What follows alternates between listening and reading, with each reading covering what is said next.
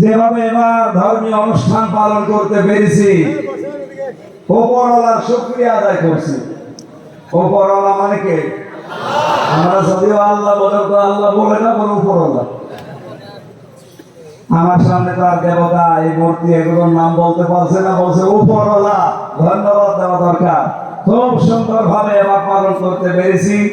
এই 54 বছরও আমরা এভাবে পারি না। জোরে বলেন আলহামদুলিল্লাহ। এটা বিশ্বের বিবেক যারা, মোড়ল যারা, এটা শুনতে পারলাম। আমার কুষ্টিয়ার ঘটনা, সাম্প্রদায়িক সম্প্রীতি নেই বলে বাংলাদেশে কোন মুনাফিক এই কথা বাইরের দেশে ছড়ায় যে বাংলাদেশে সাম্প্রদায়িক সম্প্রীতি নেই? পৃথিবীর ভেতরে একটা রোল মডেল। আমি তো ভারতের বহু প্রদেশ ঘুরেছি। মুসলমানেরা গরু জবাই করলে জহব্বাটিকে ফেলেছে, এমনও আছে মুসলমানদের। কথা বলেন না কেন? বাংলাদেশে আপনি তাকান, অন্য ধর্মের যারা আছে, আমরা যেহেতু হাদিস 100% বিশ্বাস করি, এই সংখ্যালঘু আমরা বলি না, তারা নিজেরাই বলে আমরা সংখ্যালঘু।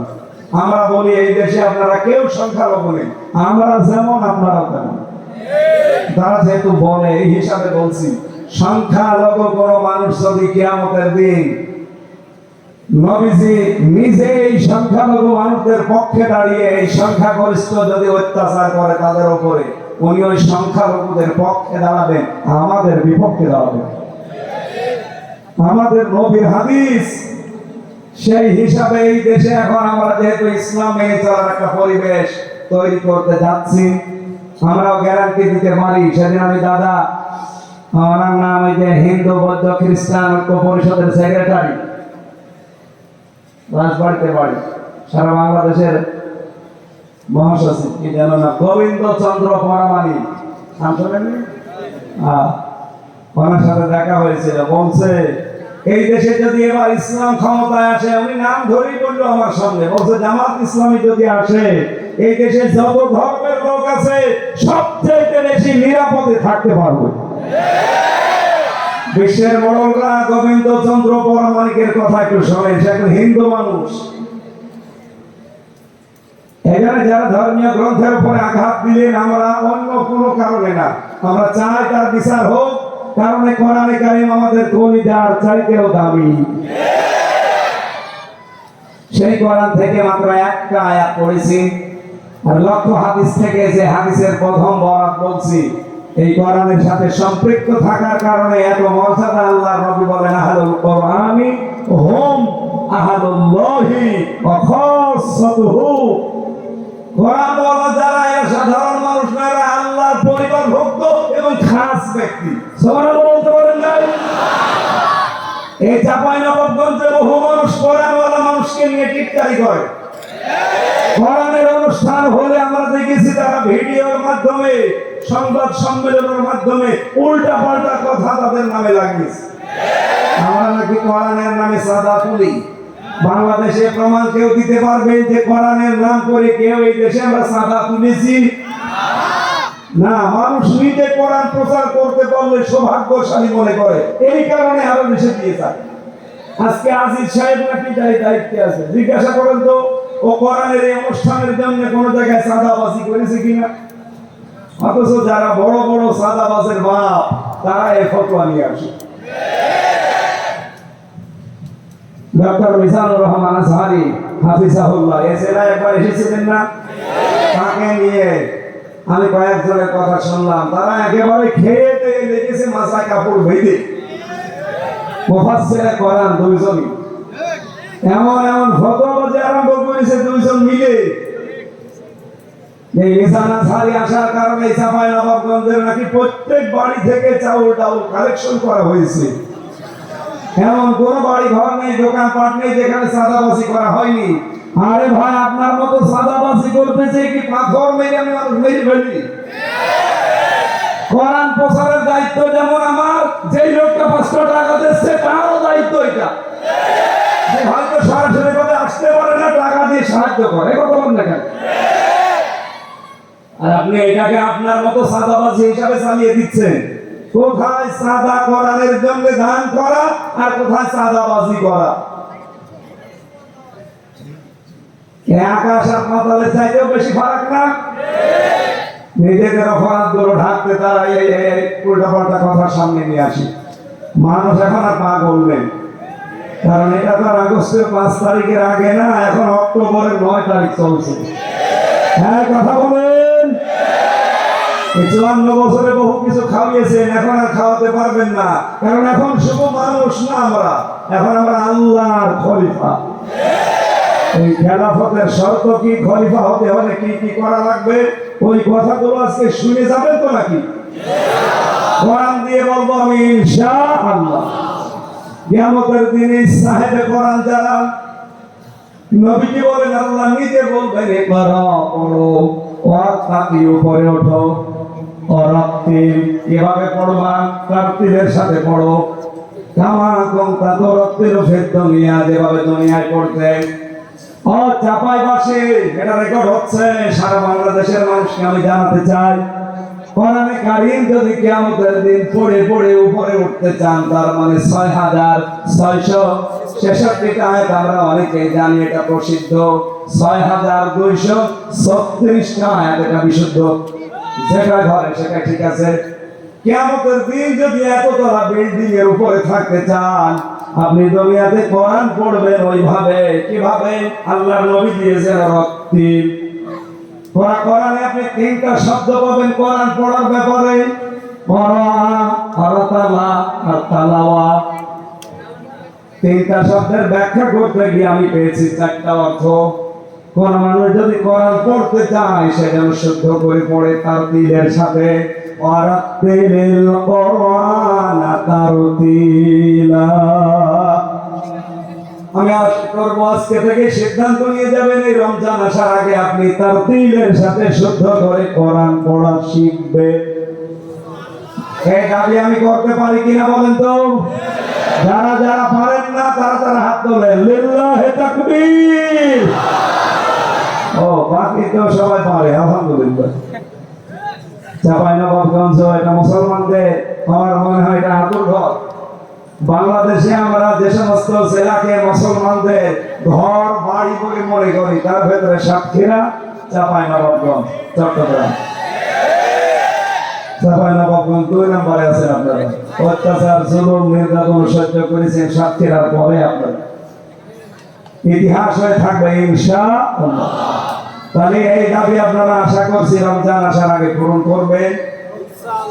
দ্বিতীয় নম্বরে কোরআনে কারীম শুধু পড়লে হবে না, তারতিলের সাথে পড়ার 4টা যে শর্ত বলছে, এটা আমি বানিয়ে বলছি না, ইবনে মাসউদ থেকে বর্ণিত।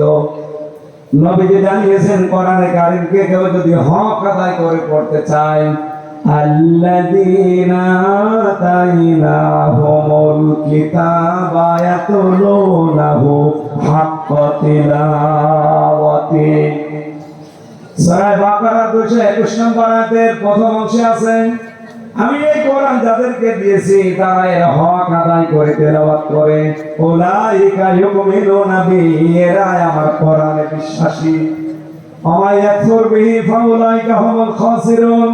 এখানে হক আদায় করে যদি কেউ না পড়ে কোরআন, আল্লাহ বলেন তারা কোরআন বিশ্বাস করে না, এই মানুষগুলো ক্ষতিগ্রস্ত।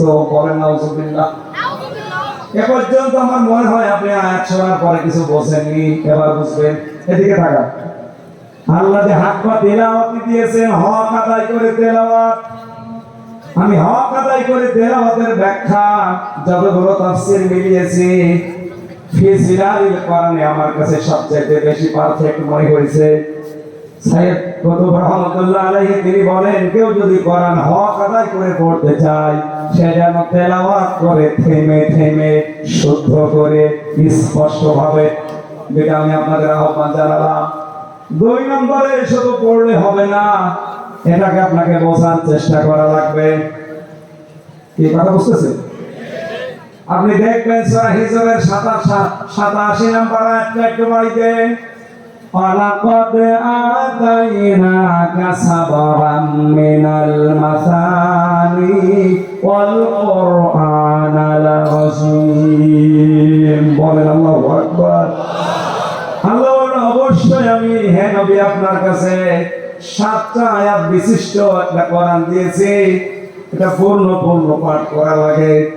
এই যে বারবার আপনাকে কোরআন পাঠ করার আগে কেন জানেন?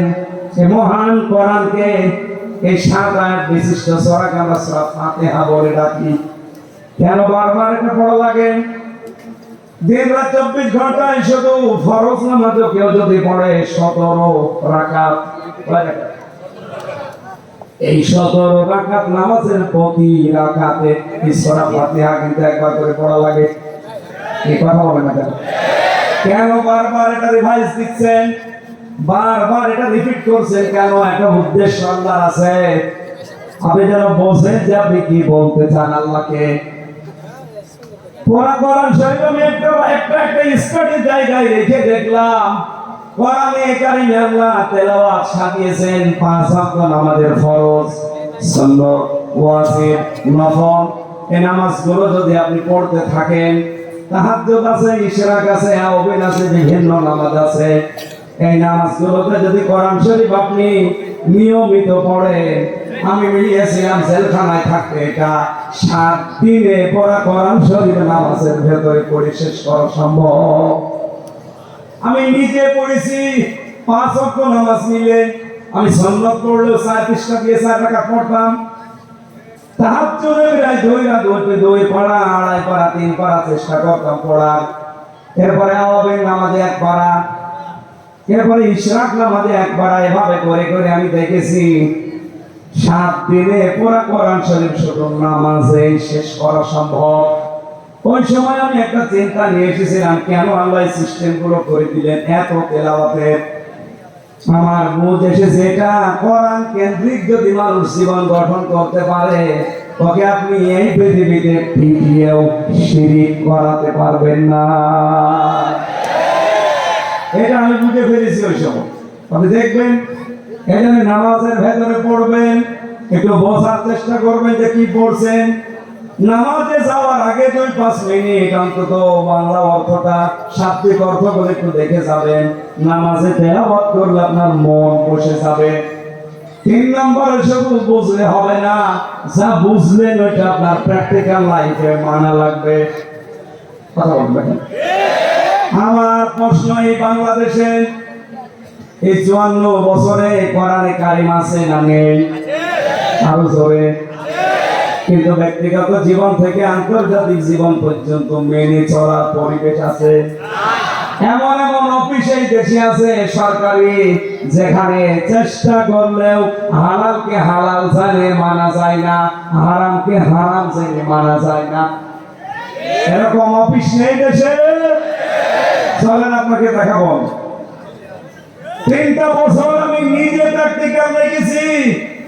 আদালতের ইট পর্যন্ত টাকা চাই। আমার মনে হচ্ছে ইট ওইভাবে তাকিয়ে আছে, কিন্তু না হয়ে যে টাকা দেন।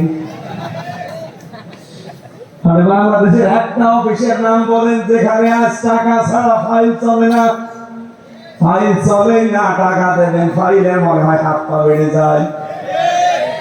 ঘোর যদি এখন অনেকাংশে বন্ধ হয়েছে, কিন্তু 100% বন্ধ এখনো হয়নি। এটা 100% বন্ধ কিয়ামতের আগে সম্ভব না, যতদিন আল্লাহর কোরআন এই দেশে কায়েম না হবে। সাইয়েদ কত এইটাই বোঝাতে চেয়েছেন, একটু বসে।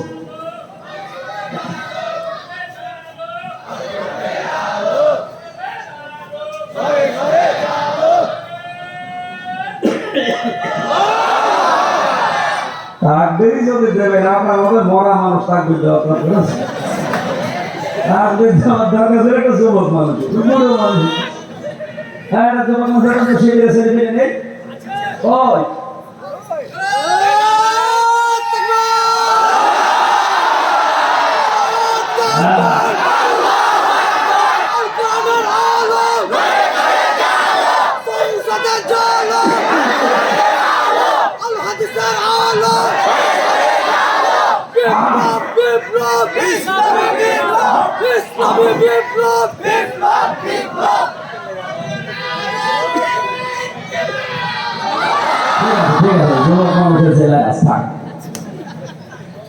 তিন নম্বর শর্ত বলছিলাম আপনাকে, এটা মানতে হবে। আর মানার জন্য আমরা এবার চেষ্টা চালাচ্ছি পরিবেশ তৈরি করার। কথা বলছে না কেন? চাঁপাইনবাবগঞ্জের এই 11 নম্বর ওয়ার্ড থেকে শুরু করে সংসদ পর্যন্ত এমন ভাবে এবার কোরআন দিয়ে আমরা সাজাতে চাই যেন কোরআনে 11 নম্বর ওয়ার্ড থেকে সংসদ পর্যন্ত মানা যায়।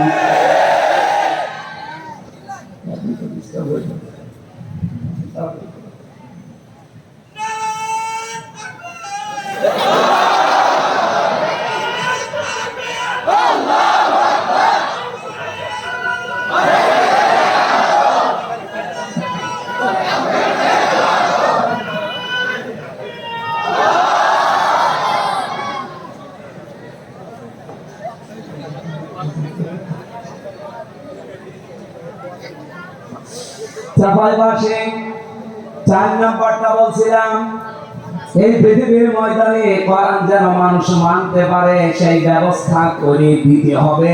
এই 4টা বিষয় যারা মেনে চলে তারা কোরআন হক আদায় করে পড়ে। আল্লাহর ভাষায় এরাই মাত্র কোরআনে বিশ্বাসী। এবার আপনি নিজের সাথে একটা মিলান, বাংলাদেশে কোরআনে বিশ্বাসী মানুষ কেমন পাবেন?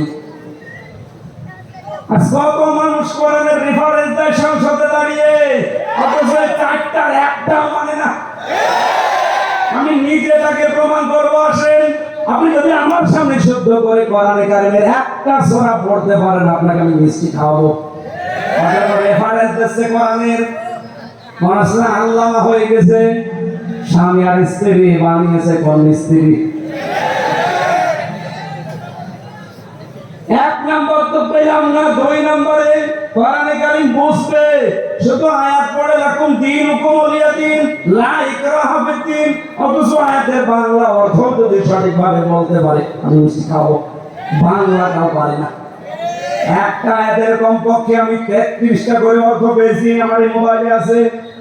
কয়টা বলতে পারবেন আপনি? লা ইকরাহা ফিদ্দীন, দ্বীনের ব্যাপারে বাড়াবাড়ি নেই। লাকুম দীনুকুম ওয়ালিয়া দীন, তোমার ধর্ম তোমার, আমার ধর্ম আমার। এটা কি বুঝেছেন আপনি? 33টা অর্থ পড়া লাগবে এক একটা আয়াতের। আপনি আন্দাজে একটা আয়াত পড়ে বাংলা অর্থ জানালে আগামী মাতালি বলে দিলেন। কোন আয়াত থেকে রেফারেন্স দিতে হলে কমপক্ষে উসুলে তাফসীরের মূল নীতি হচ্ছে তার আগের আয়াত পরের আয়াতের সাথে সম্পর্ক আগে বলা লাগে। যারা আলেম আছে জিজ্ঞাসা করেন তো, উসুলে তাফসীরের মূল নীতি 15টা, এর 9 নাম্বার নীতি হচ্ছে আগের আয়াত পরের আয়াতের সাথে রিলেটেড কি আছে এটা আপনাকে আগে জানা লাগবে। আপনি কোন কারণে লাকুম দীনুকুম ওয়ালিয়া দীন ফতোয়া দিতে যান? এদেশে বহু মানুষ এই ফতোয়া দিতে গিয়ে ধরা খেয়েছে। হাসিনা একবার বলেছিল লাকুম দীনুকুম ওয়ালিয়া দীন, রাওয়াহুল বুখারী। এটা বলে না, আয়াত পড়ছে কোরআনের, দলিল দিয়েছে বুখারীর। 3 নাম্বারটা নেই, আপনি মেনে চলেন না। আপনার 3.5 হাত বডির ভেতর ইসলাম নেই। হ্যাঁ, কথা বলেন না। আপনি তাকান, তার 3.5 হাত বডির ভেতর ইসলাম আছে, তার পরিবারে ইসলাম আছে, তার স্ত্রী দেখলে শয়তান পর্যন্ত লজ্জা পায়। একটা বউ ভালো, বউ দেশে মানুষের নেই। চাঁপাইনবাবগঞ্জের জন্য বদলাম একটা, কি বউ গো, মেডিসিন আনলাম না। তারা ভুল ধরে জামাত ইসলামী বাংলাদেশের আদর্শ নেই। আপনার তো আদর্শ নেই। জামাত ইসলামী বাংলাদেশের যে আদর্শ আছে এই জন্য তারা ঠিক আছে।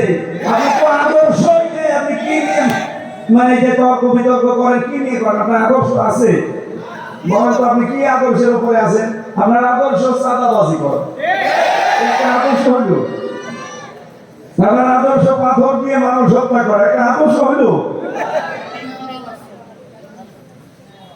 যারা এইভাবে চাপাবাজি করে গলাবাজি করে চালিয়ে চলে যাচ্ছে, আমি বাংলায় বলছি আপনার কাছে কোনো আদর্শ নেই, কারণ আপনি যার আদর্শ মানেন সেরকম সঠিক না। এই পৃথিবীতে আমরা যার আদর্শ মানি তিনি সঠিক, মুহাম্মদুর রাসূলুল্লাহ। তিনি সঠিক ছিলেন, তাকে আল্লাহ নিজে পরিচালিত করত। তাছাড়া বাংলাদেশে আর যাদের আদর্শ আপনারা কেউ মেনে চলে আবার মুখ ফুলিয়ে বলেন আমি অমকের সৈনিক, আপনার নেতাই তো ঠিক নেই। তার যে 70 বছরের জীবন, এই গ্যারান্টি কেউ দিতে পারবে যে জীবনে কোনোদিন জেনা করিনি? কোনদিন জীবনে একটা মিথ্যা কথা বলিনি।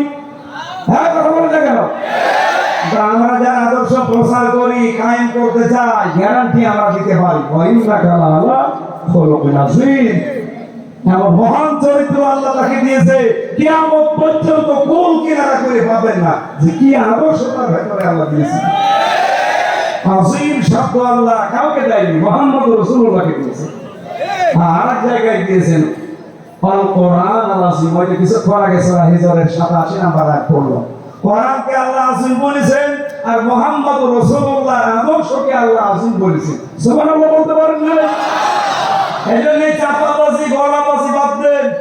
আমরা চাপাবাজি করছি, গলাবাজি করছি, আমাদের একটা আদর্শ আছে। আর আপনারা যারা এগুলো করেন, একটারও কোনো আদর্শ নেই। আপনার যা ভালো লাগে করতে পারেন। আপনার রাগ হবে আমি জানি, আপনার রাগ দেখার জন্য আমি আসি না, আমি সঠিকটা তুলে ধরলাম। যারা এই কথাগুলো আমাদের উপরে দোষ চাপিয়ে দিতে চান, উল্টা পাল্টা, পেছনের দিকে আর যেতে চাই না। এখন আমরা দেশকে সামনের দিকে নিয়ে যেতে চাই। 4 নম্বরটাও আপনারা চেষ্টা করেন না, কিন্তু আমরা চেষ্টা করছি। আমরা চাই নিজে শুধু মানবো না, মানুষ যেন মানতে পারে সেই ব্যবস্থা করে দিতে চাই। এইভাবে করে আমরা যেহেতু পড়ছি, কিয়ামতের দিন আমরা এই হক আদায় করে পড়তে পারবো। পরদিন পরতাকি পড়বো আর উপরে উঠতে থাকবো। ফাইন্না মানসিলাকা ইনদা আখিরি আয়াতিন তাকরাউহা। নবীজি বলেন, পড়তে পড়তে যেখানে পড়া শেষ হয়ে যাবে, ওই জায়গায় আল্লাহ তোমার স্থান দেবে। জোরে বলেন সুবহানাল্লাহ। এই হাদিসটা আমি সহ যারা এসেছি, প্রত্যেকের জীবনে আল্লাহ যেন মানার তৌফিক দেন। সূরা নূর 55 নম্বর আয়াত। এখানে 64টা আয়াত আছে, মাত্র একটা আয়াত পড়েছি। আমার আলোচনার বিষয়, আমরা যে আল্লাহর খলিফা, এই খেলাফতের দায়িত্ব পালন করতে হলে কি কি শর্ত মানা লাগবে সেইগুলো আল্লাহ রাব্বুল আলামিন বলেন। এইদিকে তাকান, হয় না, হচ্ছে না, ক্লাস এভাবে হবে। আপনি এখানে আসেন কেন? হ্যাঁ, যা যা চলে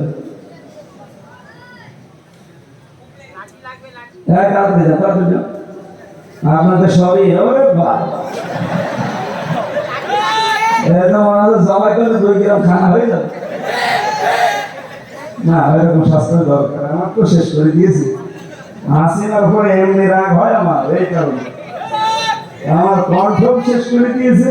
তেঁতুল খাইয়ে খাবে, যৌবন তেঁতুল খাইয়ে শেষ করে দিয়েছে। এমনকি আমার কণ্ঠটাও নষ্ট করে দিয়েছে তেঁতুল খাওয়া। প্রত্যেক খাবার এখানে আমার তেঁতুল খেলে খান, না খেলে না খেয়ে পড়েছে। কারণ ওই ফাঁসির কনভেনশনে কেউ দেখারও কেউ নেই, বলাও কেউ।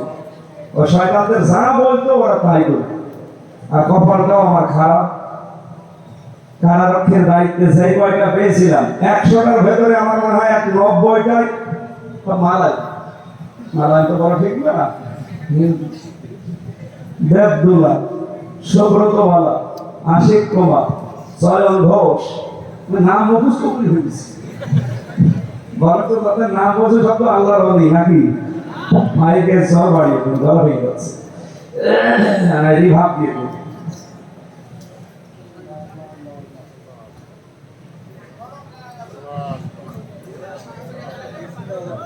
সূরার নাম কি মনে আছে নাকি দেখি তো? ও, কোরআনের 55টা নাম আছে, তার ভেতরে 5 নাম্বার নাম পেয়েছি আমি, নূর। কোরআনের নাম কি? এই নূর একটা সূরার নাম। আল্লাহ রাব্বুল আলামিন ইরশাদ করেছেন, ওয়া'আদাল্লাহুল্লাযীনা আমানু মিনকুম ওয়া আমিলুস সালিহাত। তোমাদের ভেতরে যারা ঈমান আনে এবং আমলে সালেহ করে, এই 2টা কন্ডিশন যারা মেনে চলতে পারে, আল্লাহ তাদের সাথে ওয়াদা করছে। আমার প্রশ্ন হচ্ছে, আল্লাহ পাক এখানে ওয়াদা দিয়েছেন, ওয়াদা করছে না করেছে? এটা মাঝি অতীতের শব্দ। আল্লাহ ওয়াদা করে ফেলেছেন। আমার প্রশ্ন, বলেন তো, আল্লাহর ওয়াদা যখন থেকে তিনি করলেন, ওই দিন থেকে আজকের দিন পর্যন্ত মিথ্যা হয়েছে? আরো জোরে বলেন। মিথ্যা হয়নি, তার প্রমাণ কি? আল্লাহ পাক বলেন কামাস্তাখলাফাল্লাযীনা মিন ক্বাবলিহিম লা ইস্তাখলিফান্নাহুম ফিল আরদ লামে তাকিদুন সাকিলা, অবশ্যই আমি আল্লাহ তাদেরকে জমিনের খেলাফতি, শাসন ক্ষমতা, জমিনের কর্তৃত্ব, নেতৃত্ব দান করব, যেমন তাদের পূর্বপুরুষদেরকে আমি আল্লাহ দিয়েছিলাম। আল্লাহর ওয়াদাতে সত্য, এর প্রমাণ এটাই। এর আগে যারাই দুনিয়া থেকে ঈমান আর আমলের পরীক্ষায় উত্তীর্ণ হতে পেরেছে, একটা মানুষকে আমার আল্লাহ তার এই ওয়াদা থেকে বঞ্চিত করেন নাই। প্রতিটি মানুষদেরকে আমার আল্লাহ ওয়াদা দেখিয়েছে। যারা ঈমানের উপরে টিকে ছিল, ঈমান আনলে শুধু হয় না, ঈমান টিকিয়ে রাখতে হয়। এখানে বহু মানুষ বসে আছে, যদি জিজ্ঞাসা করি নামাজ ভেঙে যায় কয়টা কারণে বলেন তো, বলে 7 কারণে। কথা বলে দেখেন। যদি এখন বলা হয় যে রোজা ভেঙে যায় কয় কারণে বলেন তো, হয়তো 10টা কারণ বলবেন। কোন মানুষকে যদি জিজ্ঞাসা করি এখানে যারা একটু জাননেওয়ালা, যে হজ ভেঙে যায় কয় কারণে, যদি ওর লেখাপড়া করা থাকে বলতে পারবে যে হজ এই কয় কারণে ভেঙে যায়। আমার মনে হচ্ছে এখানে একটা বিষয় 100 জনের প্রায় 90 জন পারবে না। যদি এখন বলা হয় যে ঈমান ভেঙে যায় কয় কারণে, 100 জনের 90 জন ফেল করবে। হ্যাঁ, কথা বলেন না কেন? অথচ খেলাফতের দায়িত্ব দেওয়ার জন্য প্রথম শর্ত ঈমান। আপনার ঈমান থাকলেই হবে না, ঈমান আবার ভেঙে যায়, নষ্ট হয়ে যায়। ঈমান যেন টিকে থাকে, সেই জন্য ঈমান ভাঙার কারণগুলো জানা লাগবে। আমি একটা একটা করে হাদিস থেকে বলছি, মিলিয়ে নেন আপনার ভেতরে পাওয়া যায় কিনা। 1 নম্বরে, ইবাদতে আল্লাহর সঙ্গে যদি কাউকে শিরিক করেন, আপনার ঈমান ভেঙে যাবে। সূরা মাইদার 72 নম্বর আয়াতে আছে দলিলটা, সূরা নিসার 48 নম্বর আছে। 2 নম্বরে, আল্লাহ ও বান্দার মধ্যে কাউকে মধ্যস্থকারী কেউ যদি মনে করে, তাহলে তার ঈমান ভেঙে যাবে। এটা সূরা ইউসুফের 18 নম্বর আয়াতে আছে। কাফেরকে কেউ যদি কাফের মনে না করে, তার ঈমান ভেঙে যাবে। সূরা আলে ইমরান 28 নম্বর আয়াতে আছে। মুসলমানদের বিরুদ্ধে মুশরিকদের সমর্থন এবং সহযোগিতা করা, যেটাই বাংলাদেশে এখন একটু বেশি হচ্ছে। অনেকে শেয়ার পাওয়ার জন্য ঈমানের ধার ধারছে না, দাদারা যা বলছে ওটাই করছে। আমি নাম না নিয়ে বললাম, আপনি দেখেন, এটা সহযোগিতা করলে আপনার ঈমান ভেঙে যাবে। সূরা মাইদার 51 নম্বর আয়াতে আছে, সূরা তাওবার 23 নম্বর আয়াতে আছে। জাদু শিক্ষা করা এবং শেখানো, আপনার ঈমান ভেঙে যাবে। সূরা বাকারার 102 নম্বর আয়াতে আছে। দ্বীনের কোন বিধানকে নিয়ে যদি কেউ ঠাট্টা বিদ্রুপ মশকরা করে, তার ঈমান ভেঙে যাবে। সূরা তাওবার 65-66 নম্বর আয়াতে আছে। দ্বীন ইসলাম থেকে কেউ যদি মুখ ফিরিয়ে অন্য দ্বীনের দিকে একটু মুখ ঘুরিয়ে নেয়, এটা সূরা সাজদার 22 নম্বর আয়াতে আছে। কাউকে দ্বীন শরীয়তের ঊর্ধ্বে যদি কেউ মনে করে, তার ঈমান ভেঙে যায়। সূরা মাইদা 3 নম্বর আয়াতে আছে। রাসূলুল্লাহর ফয়সালার তুলনায় অন্য কারো ফয়সালাকে কেউ যদি উত্তম মনে করে, এটা সূরা নিসার 65 নম্বর আয়াতে আছে। মুহাম্মদ রাসূলুল্লাহর আনিত বিধানকে কেউ যদি অপছন্দ করে, এটা আছে সূরা মুহাম্মদের 9 নম্বর আয়াতে এবং সূরা নিসার 65 নম্বর আয়াতে। এই দলিলগুলো আমি যা বললাম বাড়িতে রেকর্ড করে ফেলেছে, একটু মিলিয়ে দেখবেন আপনার ঈমান আছে না গেছে। কোরআনে কারীম জানাচ্ছে, وَمِنَ النَّاسِ مَن يَقُولُ آمَنَّا بِاللَّهِ وَبِالْيَوْمِ الْآخِرِ وَمَا هُمْ بِمُؤْمِنِينَ। মানুষের ভেতরে অনেক মানুষ এমন আছে, বলে আল্লাহ তোমাকে বিশ্বাস করি, কিয়ামত হবে তাও বিশ্বাস করি। আল্লাহ বলেন ওমা হুম বিমুমিনিন, এরা কিন্তু মুমিন না। তার কথাটা কি? কথা হচ্ছে এই কথা যা বললো এটা তার মুখের কথা, এটা তার মনের কথা না। এরকম পাবলিক দেশে নেই। বলেন বলেন। সুতরাং আমাদের ঈমানের উপরে টিকে থাকতে হবে। ঈমান ভাঙার কারণগুলো জানা দরকার। আশা করছি 10টা আপনি মুখস্থ করে নেবেন বাড়িতে। আমি আয়াত নাম্বার গুলো বলে দিয়েছি, কারণ 10টা বলেছি। রেকর্ড যদি করে থাকেন মিলিয়ে মিলিয়ে দেখবেন আপনার ইমান আছে। একটা বই লিখেছিলাম এই বিষয় নিয়ে, ইমান আনার পদ্ধতি, মুসলমান কখন কাফের হয়ে যায়। 120 পৃষ্ঠা লিখেছিলাম। এটা আমার হয় গাড়িতে এখন আর নেই। আসিফ সেন্টার রাজশাহী থেকে এটা পাবলিশ করে। যদি এটা কোনো জায়গায় পান দেখবেন আপনার ইমান আমার মনে হয় এখন আর থাকার মতো না। কারণ কর্মকাণ্ড এবং যে কাজ কারবার বিশ্বাস আমরা দেখাচ্ছি এটা ইমান থাকার মতো না। 2 নম্বরে আমিলে সালিহাত, তারা ভালো ভালো কাজ করবে। এইবার আমার প্রশ্ন, এদিকে তাকান। যতগুলো ডিকশনারি আমি পড়েছি দেখেছি, এখানে আলেম যারা আছে কেউ কি বলতে পারবেন যে সালেহ মানে শুধুমাত্র নেক সৎ? এখন আধুনিক ব্যাখ্যাগুলো বের হচ্ছে। আপনি দেখেন, সালেহ মানে যোগ্য। সালেহ মানে কি? যোগ্য। যারা ঈমান আনার পরে যারা যোগ্য হবে, যারা নিজেদেরকে যোগ্যতা সম্পন্ন করে গড়ে তুলবে তাকওয়ার ভিত্তিতে, এই মানুষগুলোর সাথে আমার আল্লাহর ওয়াদা হচ্ছে জমিনের শাসন ক্ষমতা আল্লাহ তাদেরকে দেবে। আয়াতটা পড়ার পরে আমি মিলিয়েছি, বাংলাদেশ জামাত ইসলামীতে এই মানুষগুলো এখন তৈরি হয়ে গেছে। আপনি রাগ করলো, এটা সঠিক কথা। আপনি দেখেন ইউনিয়ন থেকে 11 নম্বর ওয়ার্ড কাউন্সিল থেকে শুরু করে সংসদ পর্যন্ত, এমনকি আন্তর্জাতিক লেভেল পর্যন্ত চালাতে যত যোগ্যতা সম্পন্ন, সৎ এবং সততা সম্পন্ন মানুষ দরকার, সব সেক্টরে জামাত ইসলামীর আছে।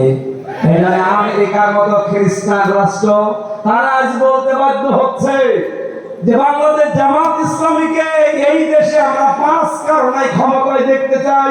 5টা কারণে। তার 1 নাম্বার কারণ, তারা যত মানুষ দায়িত্বে আছে সবগুলো তারা সৎ, ভদ্র এবং যোগ্য। 3টা কথা তারা লিখেছে, সৎ, ভদ্র এবং যোগ্য। তাদের সাথে কথা বলা যায়। এদেশে তো 73টা দল আছে, কোনো দলের নাম তো বললো না। আরো 4টা আছে, আমি বাদ দিলাম।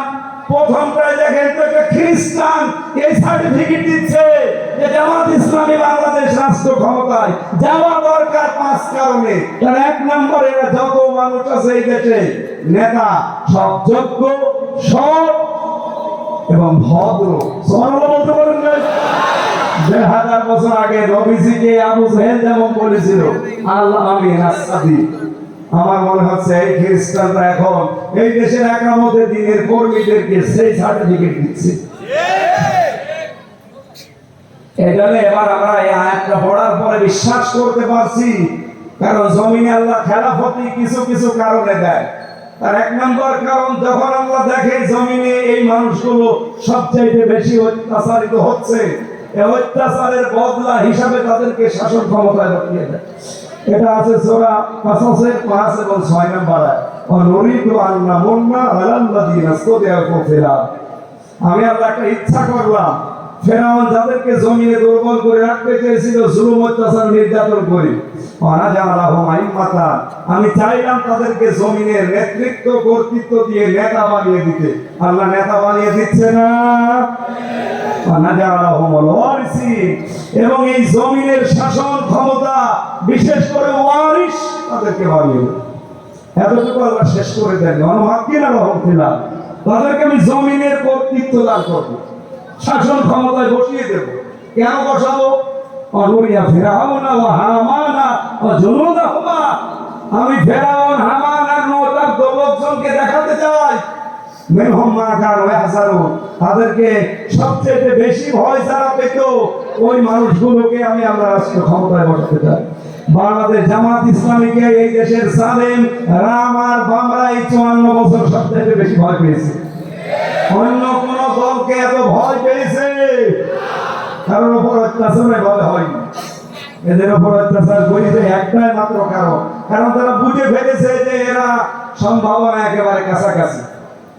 এখানে আমাদের উচিত হচ্ছে এই আয়াতটার কিছু আবেগ আছে, রব্বুল আলামিন বলেন এর প্রথম হবে কি, আমি আল্লাহ কি করব জানো, ওয়ালা ইউবাদদিলান্নাহুম ওয়ালা ইউমাক্কিনান্নাহুম দীনাহুম আল্লাযী ইরতাদা লাহুম। তোমাদের জন্য আমি যেই দিনকে পছন্দ করি ওই দিন আমি তোমাদের ওই জমিনে কায়েম করে দেব। কথা থেকে খেয়াল করেন, ওয়ালা ইউমাক্কিনান্না লাহুম নামে তাকঈদ নূনে সাকিনা দীনাহুম আল্লাযী ইরতাদা লাহুম। তোমাদের জন্য যেই দিন আমি পছন্দ করেছি ওই দিন আমি ওই জায়গায় কায়েম করব। তার নাম কি? হ্যাঁ, কথা বলেন। হ্যাঁ, আমি 100% বিশ্বাস করি। এই হিসাবে বাংলাদেশে এবার ইসলাম কায়েম হবে, হয় আপনাকে নিয়ে নয় আপনাকে বাদ দিয়ে। আপনি যদি আসতে চান চলে আসেন, আপনাকে নিয়েই কায়েম হবে। আর যদি কপাল পোড়া থাকেন আপনি থাকেন, আপনাকে বাদ দিয়ে ইসলাম কায়েম হবে ইনশাআল্লাহ। আল্লাহ পাক বলেন দ্বিতীয় নম্বরে কি করব, ওয়ালা ইউবাদদিলান্নাহুম মিন বাদি খাউফিহিম আমনা। আমি পাল্টিয়ে দেব, পরিবর্তন করে দেব তাদের ভয়ের সংস্কৃতিকে নিরাপত্তা দিয়ে। কি ভয় ছিল বলেন তো আগস্টের 5 তারিখের আগে? আমির হামজা আসবে এই কথা শুনলে 14টা ব্যারিকেড পড়ে যেত। হ্যাঁ, কথা বলেন না কেন? আমি চাঁপাইনবাবগঞ্জের পৌরসভার ভেতরে ঢুকে এরপরে আবার কুষ্টিয়া চলে গেছি, আসতে পারিনি। আগস্টের 5 তারিখের মাস খানিক আগে আমি আসতে চেয়েছিলাম। আমি আর শাহিদ জামাল উদ্দিন ভাই ওনারে আসতে দিয়েছে, আমারে বলছে ও আসলে 144 ধারা জারি। এতগুলো মানুষের সামনে কোরআনের কথা বলবো এরকম একটা পরিবেশ ছিল। সব আল্লাহ পাল্টিয়ে ভয়ের সংস্কৃতি দূর করে আজ নিরাপত্তা দিয়ে দিয়েছে। যে পুলিশ এতদিন ধরার জন্য পেছনে পেছনে দৌড় দিত, এখন তারা পেছনে পেছনে পাহারা দেওয়ার জন্য দৌড় দেয়। কুষ্টিয়ায় এসপি ডিসি ওসি তো বাদ দিলাম, এসপি ডিসি সহ মিটিং করার সময় সে এসপি ডিসি আগস্টের 5 তারিখের আগে আমি হামজা জেলে আছে কথা শুনলে মোনাজাত করতেছে ভালো, অথচ এখন তারা মিটিং করলে আমার নিয়ে উদ্বোধন করায়। কিছুদিন আগে কুষ্টিয়ার মডেল থানা উদ্বোধন হয়েছে, ডিআইজি এসেছিল খুলনাগঞ্জে, আমাকে দাওয়াত দিয়ে কথা বলার সুযোগ দিয়ে মেহমান করে নিয়ে গেছে।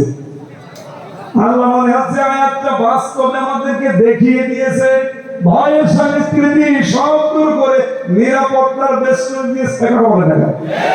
এখন আমাদের কাজ কি হবে? ইয়াবুদুনানি, ইবাদত করা লাগবে এখন আল্লাহর।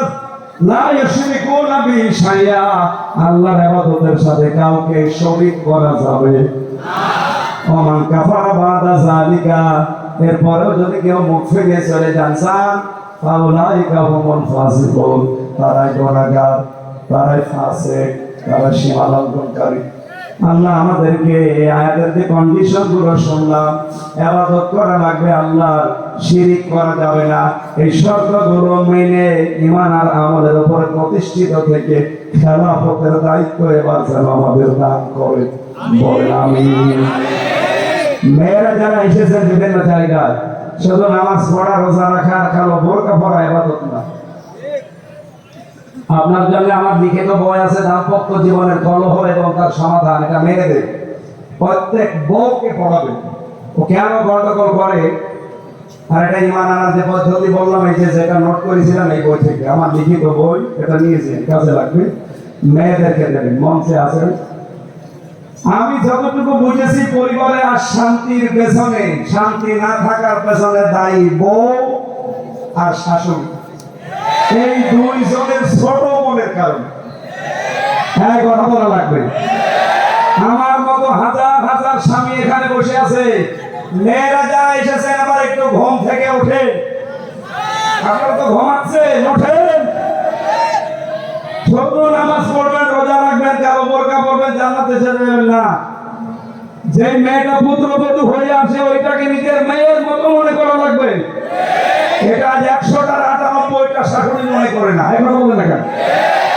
নিজের মেয়ে 4টা 5টা করে সেদ্ধ ডিম খায়, দুধ খায়, কলা খায়, বাকিগুলোর নাম নাই নাই বললাম, মরণের খাওয়া খায়, কিচ্ছু বলে না। আর বেটার বউ যদি একটা সেদ্ধ ডিম খায়, চোখ মোটামুটি করে পাঠায়। এরকম শাশুড়ি দেশে নেই। মেয়েদেরকে বলা দরকার যে কার শাশুড়ি এরকম ছোট মনের হাত করবেন তো। হ্যাঁ, আপনি কি মেয়ে লোক? মেয়ে লোককে বলছি। শাশুড়ি যারা আছেন, আমি তো নিজের থেকে বলছি, আমার শাশুড়ি আমি খেতে পারলে যা খুশি হয়, যা আনন্দ পায়। আমি দেখেছি আমার বউ বেশি খেতে পারলে আমার মা ওই পরিমাণে খুশি হয়। এরকম মাও দেশে নেই, দেশে নেই। আপনি মা একজন উদার হবেন আমার জন্য, আমার বউর জন্য, তারপরে তো সংসারে শান্তি আসবে। আপনার এই ছোট মনের কারণে আমি অশান্তিতে আছি, আমার এই বউটা অশান্তিতে আছে। এই কথা বলছেন। আমার মনে হয় বউ আর শাশুড়ি যারা আছে, এরপরেও যদি এরা সোজা না হয়, কোরআন শরীফ বুখারী শরীফ দিয়ে হবে না, এদের পাকারই শরীফ লাগবে। আল্লাহ মেয়েদেরকে হযরত খাদিজার মতো বানিয়ে দেন, বলেন আমিন। আল্লাহুম্মা আমিন।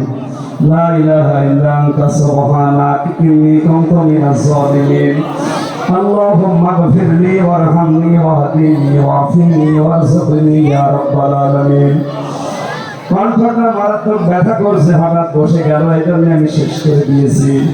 যতটুকু বললাম আল্লাহ মেনে চলার তৌফিক দাও। আমার আব্দুল আজিজ ভাই সহ যত মানুষ এই মাহফিলের জন্য শ্রম দিল, তাদেরকে কবুল করে নাও। মা বোনদের পরিবার যাদের শান্তি নেই, আল্লাহ তুমি শান্তি দান করো। তাদের খাদিজার মতো হযরতে ফাতেমার